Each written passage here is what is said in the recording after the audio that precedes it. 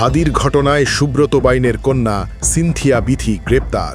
বাংলাদেশের অপরাধ জগতে নতুন উদ্বেগ সৃষ্টি করেছে কুখ্যাত সন্ত্রাসী সুব্রত বাইনের কন্যা সিনথিয়া বিথির গ্রেপ্তার। সোমবার র্যাব 11 কুমিল্লা থেকে তাকে আটক করে এবং ডিবিতে হস্তান্তর করা হয়েছে।